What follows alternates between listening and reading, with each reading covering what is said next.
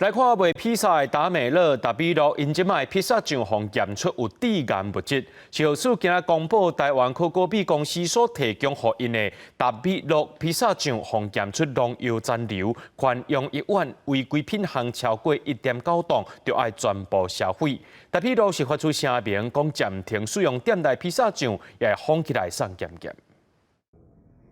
各方各节cheese加上海产和肉类才配料，落尾再配披萨的酱，安尼配一组是真侪披萨的味酱感觉上好食的。不过有名的披萨业者达美乐披萨就封验出致癌物，这款用1万。自美国输入的达美乐披萨酱被检出残留农药环氧乙烷1.3 ppm， 被判定为不合格。消委会讲，台湾可果比公司进口的达美乐披萨的酱，封检出10公斤有农药环氧乙烷1.3 ppm。判定无合格，违规物件是超过1.9吨，必须要全数退运也是销毁。达美乐嘛紧急发声明回应，因讲虽暂停使用即卖的披萨酱，全台门市嘛会随提供台湾制，通过台湾是按法规的替代商品。目前全台门市拢无使用有疑虑批次的披萨酱。另外，伊嘛甲即卖有的封存商品送去 SGS 检验，这是商品第一摆封检出这种物质，嘛确保是上尾一摆。台湾可果比是回应讲，已经随和客户来联络，调整供应链的模式，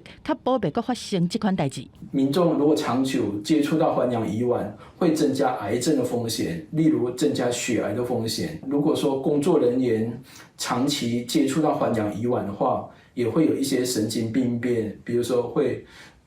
手会麻、头晕、头痛、不舒服。消委会表示讲，台湾可果美是输入公司进口的达美乐披萨酱，伫最近6个月内面是第一摆发生无合格，伫边境查验的强度因会加强抽验，维护民众的食品安全。记者综合报道。